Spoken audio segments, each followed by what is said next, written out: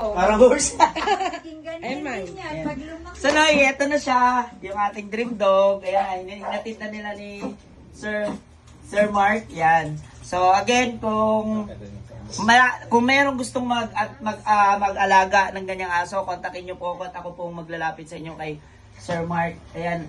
Napaka-good condition. Tignan mo, oh. Tawagin mo, May. Bella! Hindi niya pa alam pangalan. Hindi niya pa alam. Ayan, no, tama, napaka-good condition. No? Kararating lang talaga yan. Mga 15 minutes pa lang.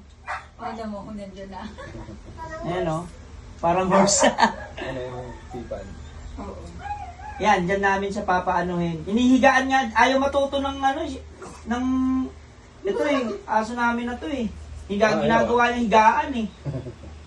Opo, na yun. Ayan na, napakalaki ba? 3.5 months. So, ayan na siya. Kahit ang food. Sit! Sit! Come here. Grabe. Grabe. Wala na. Ayaw niya, ba't mo daw binigay? Wala. Hinagawa ng pagkain si Ellie. So sad. Di mo naman. Breed din naman niya, kaso adult ka lang. Kasi one na to eh. One niya po. Nagalit. Pupus. Ayan. Ang yarn. So nakita natin, di ba, napaka-healthy, di ba? Hinagawa niya ng pagkain si Ellie. Gagawin So yan, siyempre, ito na, it's bayaran time. Kaya na ako. Ayan na, may kalaro na, ang aming Ellie. Oy, shh, Ellie, enough. Ellie. Shh, enough. Ellie. Shh, no. Enough pa. Belo. Daming ano. Belo, welcome to the Algal family. Lahat, mag-picture tayo. Kasama siya. Kaya na. Wala na, pagdaligo na lang. Si baby namin yan.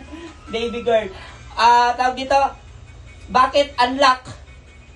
Nakapagdala kami ng aso sa mall, si Ellie. Nabili na namin yung aming dream dog. Yay. Yan. So again, pagka mayroong gusto, PM nyo lang ako. Tapos, ilalapit ko kayo dun sa breeder. Yan. Dun sa may-ari. Sus. Ang laki. Turning 4 months pa lang ito See you to, okay naman, ano naman talaga to kasi yung sitio maliit naman talaga. Ang laki oh. Lalo na yung lalaki na ito. Yung laki. Hindi.